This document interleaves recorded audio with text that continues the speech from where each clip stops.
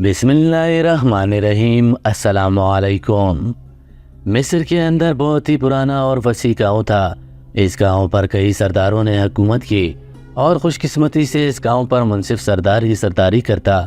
और इसके पीछे सबसे बड़ी वजह यह थी कि इस गाँव के लोग इंसाफ पसंद और रहम दिल थे। उनके इंसाफ पसंदी और रहम दिली की वजह से ही उनका सरदार भी हमेशा मुनसिफ रहा। उसी गाँव के अंदर एक औरत थी जिसका नाम शम्मा था।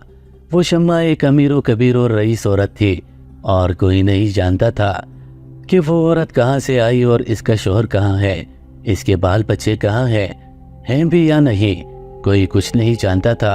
वो पिछले 5 सालों से इस गांव के अंदर रह रही थी, लिहाजा कभी किसी ने इससे पूछने में ये दिलचस्पी जाहिर नहीं की कि आखिर वो कहाँ रहती है और इसका बाकी ख़ानदान कहाँ गया। और इसकी सबसे बड़ी वजह ये थी कि इस औरत का रवैया, इसकी बातों का अंदाज और इसके हरकत बहुत ज़्यादा मुख्तलिफ थी और यही वजह थी कि सारे गांव वाले इससे दूर रहते थे। लेकिन 4 साल गुजरने के बाद एक दिन बाजार कचाकच भरा हुआ था। ईद के दिन करीब आ रहे थे, लिहाजा लोग मामूल से ज़्यादा ख़रीदारी कर रहे थे। असर की नमाज का वक्त हो रहा था।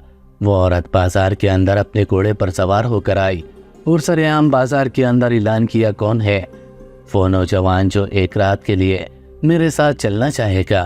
ये ऐलान सुनते ही पूरे बाजार के अंदर हलचल मच गई।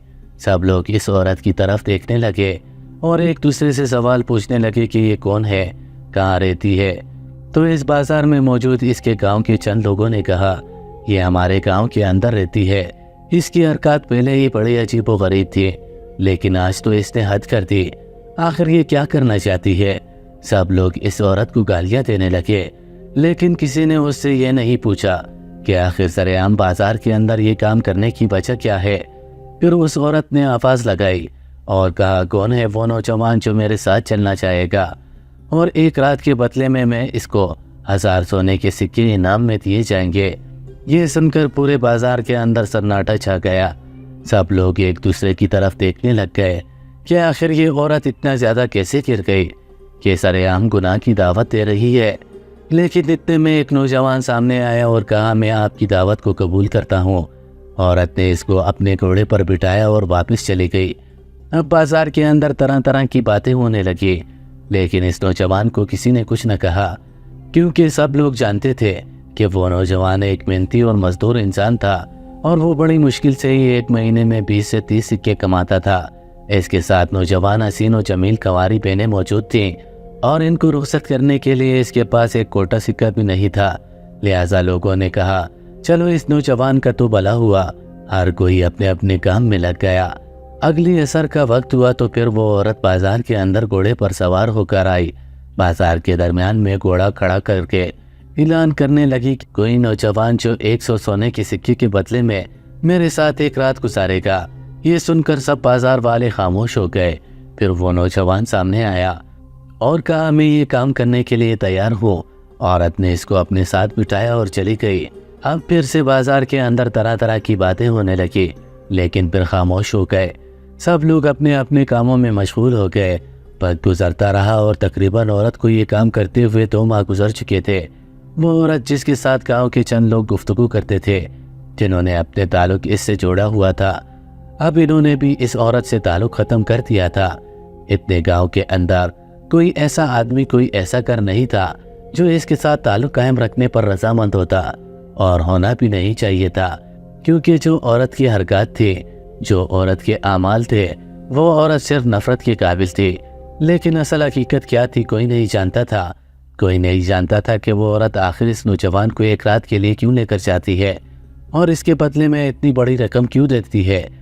सब लोग जानते थे कि अगर वो औरत चाहे तो किसी खूबसूरत नौजवान से शादी कर सकती है, लेकिन आखिर इसकी ऐसी कौन सी मजबूरी है जो इसको सरेआम इतना बड़ा गुनाह करने पर मजबूर कर रही है। लेकिन किसी के अंदर ये जुर्रत नहीं होती थी कि वो इससे सवाल कर सके। बस लोग इसको दूर दूर से नफरत की निगाहों से देखते। वो जहाँ से गुजरती लोग इस गली को छोड़ देते, लोग इसे सिर्फ गालियाँ ही देते। लेकिन उसने कभी किसी को कुछ न कहा, कभी किसी के साथ ज़बान दराजी न की। बस आती हर रोज़ असर के बाजार के अंदर एक नौजवान को लेकर चली जाती और सुबह इस नौजवान को अपना इनाम देकर रुखसत कर देती اور بازار کے لوگ جب اس نوجوان سے پوچھتے کہ وہ عورت تمہیں ہر روز آخر کیوں لے کر جاتی ہے اور تم اس کی پیشکش کو کیوں قبول کرتے ہو، تو وہ نوجوان خاموش ہو جاتا۔ اس گاؤں کے سردار نے کئی دفعہ اس نوجوان سے پوچھنے کی کوشش کی، لیکن اس نے بتانے سے انکار کر دیا۔ بس اب لوگ یہی سمجھتے تھے کہ وہ عورت اسے اپنے جسم کی پیاس بجھانے کے لیے لے کر جاتی ہے۔ وقت گزرتا رہا، تقریباً اس برے فعل کو انجام دیتے ہوئے آدھا سال گزر گیا۔ ایک دن ایسا ہوا کہ وہ عورت بازار کے اندر نہیں آئی۔ سب لوگ حیران ہو گئے کہ آخر اس کو کیا ہو گیا کہ وہ آج نہیں آئی۔ وہ بازار کے اندر کسی بھی نوجوان کو لینے نہیں آئی۔ کیا اس نے شادی کر لی یا پھر اس نے اپنے گناہوں سے توبہ کر لی؟ تو اتنے میں ایک بازار کے نوجوان نے بتایا کہ اے تاجروں، اس عورت کو کل سے کسی نے بھی گھر سے باہر نہیں دیکھا۔ یہ سن کر لوگوں میں تجسس پیدا ہونے لگا، تو انہوں نے ایک بچے کو بھیجا کہ جا کر اس کے گھر کے اندر معلوم کرو خیریت تو ہے کہ وہ عورت کل سے باہر نہیں نکلی۔ جب بچہ گھر کے اندر گیا تو وہ روتا ہوا باہر آیا اور کہا وہ عورت اپنے بستر پر لیٹی ہوئی تھی۔ اس کا جسم بالکل سخت تھا اور اس کی شکل سے ایسے لگ رہا تھا کہ وہ مر چکی ہے۔ گاؤں والے دوڑتے ہوئے گئے اور جب اسے دیکھا تو وہ عورت مر چکی تھی، لیکن کسی نے اس عورت کو ہاتھ لگانا تک مناسب نہ سمجھا۔ سب لوگ بس یہی کہتے ہوئے وہاں سے واپس آ گئے کہ اس دھرتی سے اتنا بڑا بوجھ ہٹ گیا کہ عورتیں زندہ رہتی تو شاید اپنے لیے اور گناہ کماتی۔ بس اچھا ہو گیا کہ یہ اس دنیا کو چھوڑ کر چلی گئی، اب یہ سیدھا جہنم میں جائے گی۔ بس لوگ یہ باتیں کہتے ہوئے وہاں سے واپس آ گئے۔ حتیٰ کہ 2 دن گزر گئے، کسی نے اس عورت کی میت کو ہاتھ تک نہیں لگایا، بس اس کو صرف گالیاں ہی دیتے رہے۔ 2 دن کے بعد ایک رات امام مسجد اپنے بستر پر آرام فرما رہے تھے کہ اچانک اسے خواب میں ایک حکم ملا کہ آپ کے گاؤں کی فلاں عورت جو کہ 2 دن پہلے اس دنیا کو چھوڑ کر جا چکی ہے، اے امام صاحب، یہ تمہارے ذمہ کام لگایا جا رہا ہے کہ تم اس عورت کو غسل دلاؤ اور اس کی نماز جنازہ پڑھنے کے بعد اس کو قبر کے اندر دفن کرو۔ اس کے بعد وہ بزرگ امام کے خواب سے غائب ہو گیا۔ امام صاحب کی آنکھیں کھلی تو صبح سویرے ہوتے ہی امام مسجد نے گاؤں والوں کو سارا معاشرہ سنایا، جو کہ گاؤں والے امام مسجد پر آنکھ بند کر کے بھروسہ کرتے تھے، لہٰذا انہوں نے امام صاحب کا ساتھ دینے کی کوشش کی۔ لیکن یہ سوال سب لوگوں کے دماغ میں موجود تھا کہ جو عورت ساری زندگی گناہ کماتی رہی، سرے عام بازار میں سے نوجوان کو لے کر جاتی اور ساری رات اس کے ساتھ گزارتی، جس کا گھر نہیں تھا بلکہ فحش خانہ تھا، آخر اس عورت کی نماز جنازہ پڑھنے کا کیوں حکم دیا گیا؟ یہ سوال لوگوں کے دلوں میں پیدا ہو چکا تھا کہ آخر اس عورت کی ایسی کون سی نیکی تھی جو اللہ کو اتنی پسند آ گئی۔ وقت گزرنے لگا اور یہ سوال پورے گاؤں کے اندر پھیل گیا، حتیٰ کہ اس گاؤں کے امام مسجد نے یہ فیصلہ کر لیا کہ اس معاملے کی مکمل تحقیقات کی جائے، کیونکہ جب اس عورت کا نماز جنازہ ادا کیا تو اس نماز جنازہ کے دوران اسے ایسے محسوس ہو رہا تھا کہ جیسے وہ کسی بڑے ولی اللہ کا نماز جنازہ پڑھ رہا ہو۔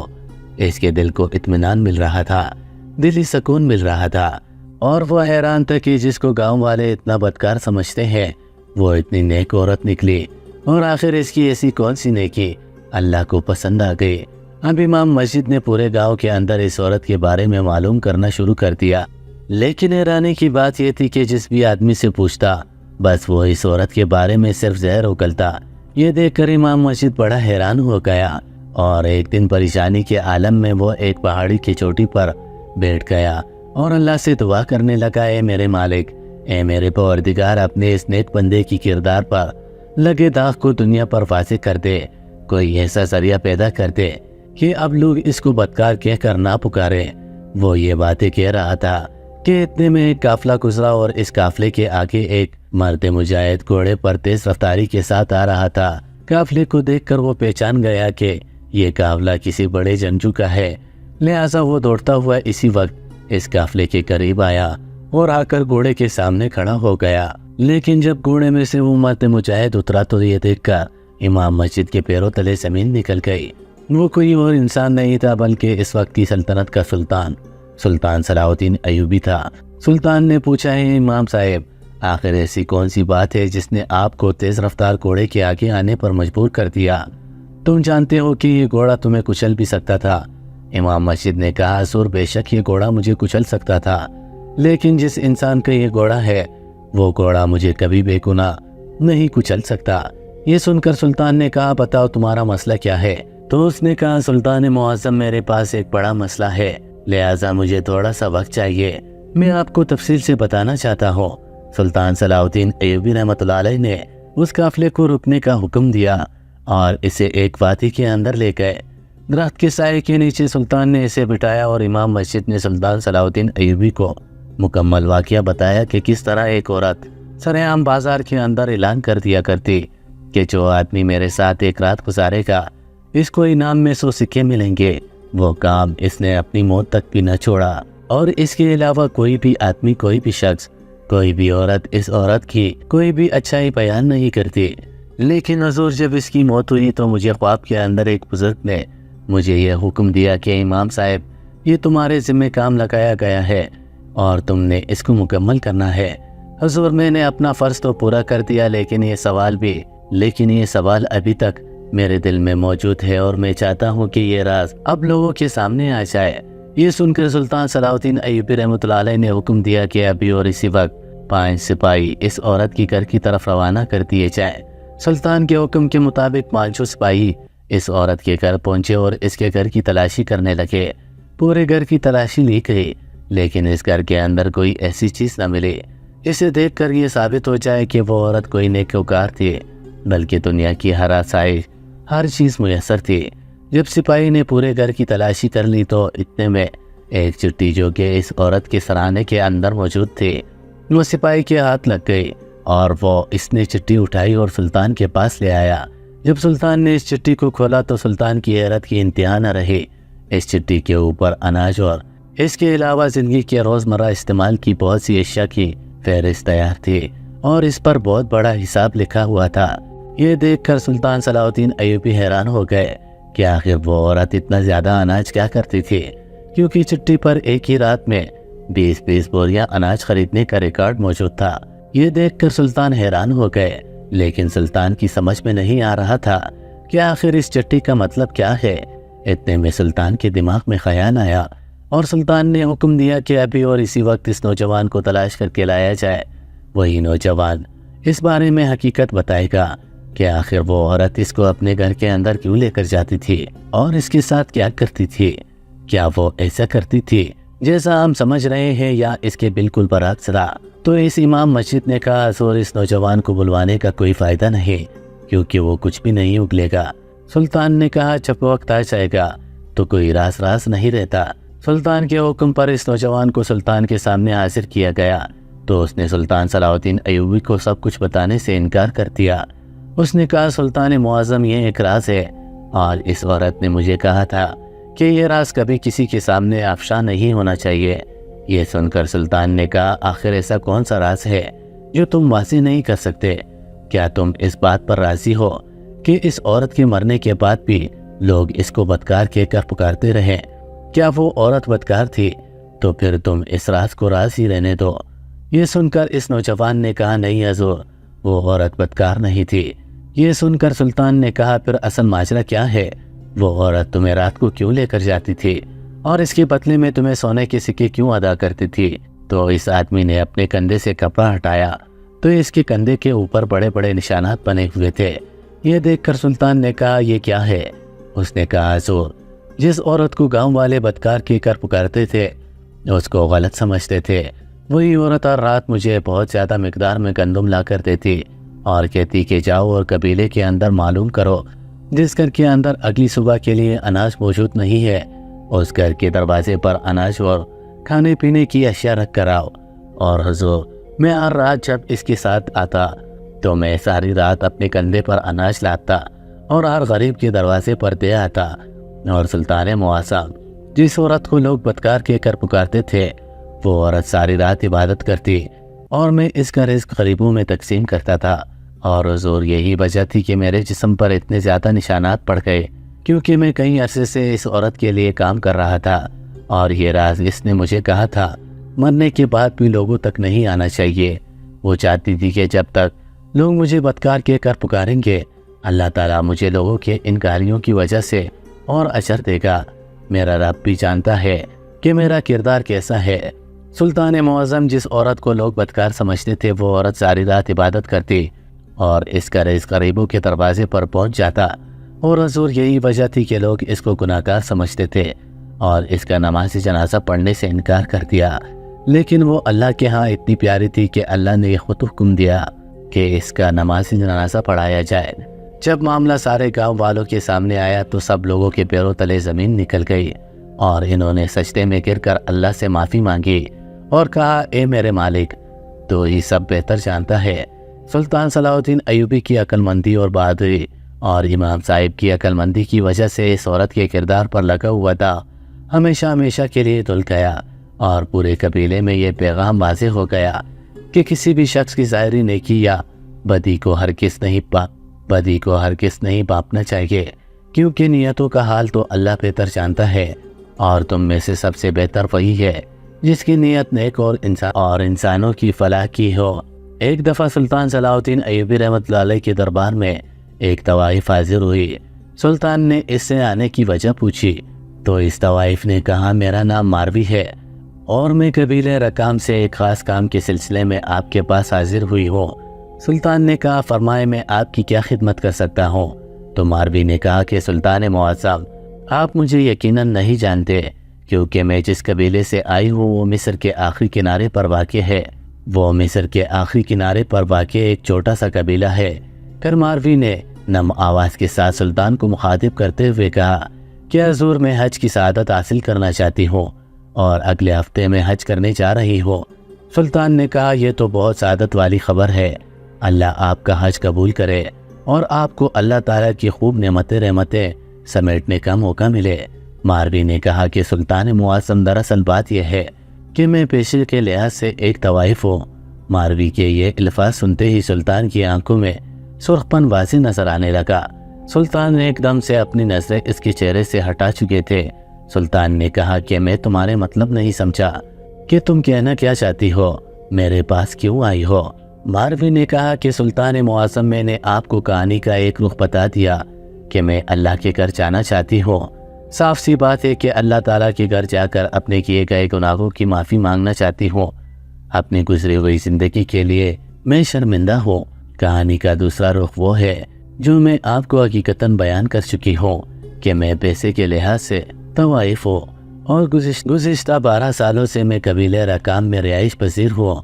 جس پریشانی کی وجہ سے میں آپ کے پاس حاضر ہوئی ہوں وہ یہ ہے کہ میں گزشتہ 4 سالوں سے حج پر جانا چاہتی ہوں، لیکن ہر دفعہ اسی وجہ سے حج نہیں کر سکی۔ جب میں حج پر جانے کا پروگرام بناتی ہوں تو قبیلے والوں میں ایک گروہ ایسا ہے جو میرے اور میرے گھر کے بہت زیادہ خلاف ہے۔ سلطان نے کہا کہ کیا مطلب؟ ماروی نے کہا کہ یہ گروہ میرے گھر کو مسمار کرنا چاہتا ہے کہ جب میں حج کر کے واپس آؤں تو یہاں پر میرا کوئی گھر نہ ہو، جس کی وجہ سے میں یہاں سے کسی اور قبیلے کا رخ اختیار کروں اور کسی دوسرے قبیلے میں رہائش پذیر ہو جاؤں۔ لیکن میں ایسا نہیں کر سکتی، کیونکہ یہ قبیلہ اور اس گھر میں میرے والدین کی، میرے دتیال اور ننیال کی بے شمار یادیں جڑی ہوئی ہیں۔ قبیلے والے لوگ یہ نہیں سمجھتے کہ میں حج پر کیوں جانا چاہتی ہوں۔ وہ سب مجھے یہی تانے دیتے ہیں کہ تم ایک طوائف ہو اور ایسے پیشے سے کمائے گئے دیناروں سے تم اللہ کا گھر دیکھنے جا رہی ہو، لہٰذا تمہارا کوئی حج قبول نہیں ہوگا اور تم گناہگار ہی رہو گی۔ سلطان معظم، یہ میرا اور میرے مالک کے درمیان ایک پردہ ہے۔ میں نے اپنی زندگی فحاشی میں گزاری، دیر سے ہی صحیح، لیکن مجھے اپنی گزاری ہوئی زندگی پر شرمندگی ہوتی ہے اور زندگی موت کا کچھ علم نہیں ہے۔ میں چاہتی ہوں کہ مرنے سے پہلے سچی توبہ کر سکوں، اور میں نے سنا ہے کہ اللہ تعالیٰ کے گھر جا کر جو بھی دعا مانگی جائے، مغفرت کی دعا کی جائے، دنیا مانگی جائے، کچھ بھی مانگا جائے تو اللہ تعالیٰ اس شخص کو، اس سوالی کو محروم نہیں کرتے۔ لہٰذا میں چاہتی ہوں کہ اپنی سانسوں کی ڈوری ٹوٹنے سے پہلے اپنی گزری ہوئی تمام زندگی کی اللہ تعالیٰ سے معافی مانگو اور بقیہ زندگی کو اللہ تعالیٰ کے دیے گئے احکامات پر گزارو۔ آپ سے صرف یہ گزارش ہے کہ وہ میرا گھر بے شک ایک چھوٹا اور کچی اینٹوں سے بنا ہوا پرانا سا مکان ہے، میں اسے ہرگز مسمار نہیں کروانا چاہتی۔ آپ کے آگے التجا ہے کہ میرے اس گھر کو کچھ نہ ہو۔ آپ کوئی ایسے اقدامات کریں کہ میرے گھر کو وہ گروہ نقصان نہ پہنچائے۔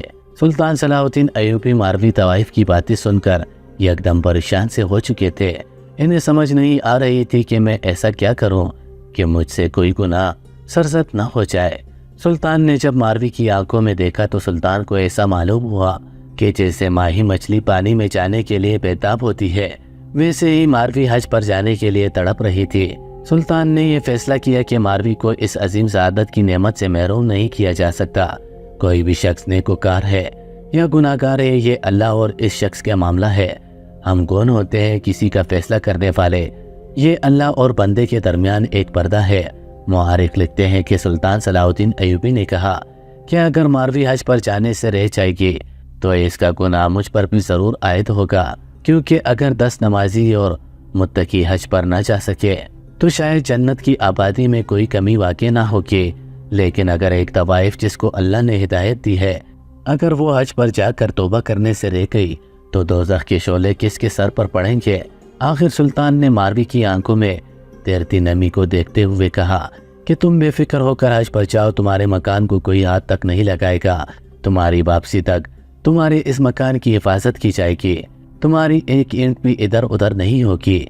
और अगर तुम वाकई नेक नियत हो, अल्लाह ताला से माफ़ी मांगने जा रही हो, तो मुझे यकीन है कि इस दुनिया में अगर सैलाब आ जाए या तूफान भी आ जाए तो तुम्हारे घर की मिट्टी का एक ज़र्रा भी इधर से उधर नहीं होगा, क्योंकि तुम जिस नेक काम और मकसद के लिए अल्लाह ताला की चौखट पर जा रही हो वो अपने बंदों को मायूस नहीं करता और वो सबसे बेहतर हर चीज़ की हिफाजत करने वाला है। सुल्तान के ये अल्फाज सुनकर मारवी की आंखों में आई नमी खुशी के आंसुओं में बदल गई और वो सुल्तान को लाखों दुआएं देते हुए वहाँ से अपनी मंजिल की तरफ रवाना हो गई। यहाँ सबसे बड़ी सोचने वाली बात ये थी कि सुल्तान ने जाते वक्त इसे चंद दिनार दिए तो मारवी ने कहा कि सुल्तान मुआज़्ज़म, मुझे इनकी कोई ज़रूरत नहीं। फिर मारवी ने कहा कि मैं अल्लाह के सामने जाकर अपनी मग़फ़िरत और आपके लिए सेहत की दुआ करूँगी कि अल्लाह आपका साया हम पर कायम दायम रखे। मुख्तसर ये कि मारवी हज पर जाती है और वापसी पर हिजाब में लिपटी हुई जब काफ़िले के साथ वापस आती है तो सुल्तान सलाहुद्दीन अय्यूबी, इस सल्तनत का सुल्तान, इसका इस्तकबाल करता है और इसे इसके घर छोड़ कर आता है और कहते हैं कि तुम्हारे घर की हर चीज़ बिल्कुल वैसे की वैसे है। वही मारवी जो तवाइफ थी, जो अपने जिस्म बेचती थी, वो अब इस तरह निकाब और काले कपड़े में लिपटी हुई थी कि इसका नाखून और बाल तक नजर नहीं आ रहा था। बेशक अल्लाह जब जिसे चाहे हिदायत देकर इसकी दुनिया और आखिरत संवार सकता है। इस वक्त सुल्तान के कहे गए तारीखी अल्फाज ता क़यामत तारीख का हिस्सा रहेंगे कि कोई भी शख्स नेकुकार है या गुनाहगार, इसका और अल्लाह के दरमियान एक पर्दा है और हमको ये इख्तियार हरगिज़ हासिल नहीं कि हम किसी को काफिर या गुनाहगार कह सके या दोज़खी या जन्नत बांटने वालों का सरदार कह सके। बेशक ये अल्लाह के काम है और वो बेहतर जानता है और इसका फैसला और इसका हक सिर्फ इसी ज़ात को जचता है कि वो जिसे चाहे दोज़ख दे, जिसे चाहे जन्नत दे। हम सबको चाहिए कि अपने गिरबान में जानते हुए अपने लिए जन्नत की हर लम्हे की कोशिश करें। मज़ीद ऐसी सबक-आमूज़ वाक़ियात और कहानियों के लिए हमारे चैनल डेली जमील सीरीज़ को ज़रूर सब्सक्राइब कर लीजिएगा। अल्लाह हाफ़िज़।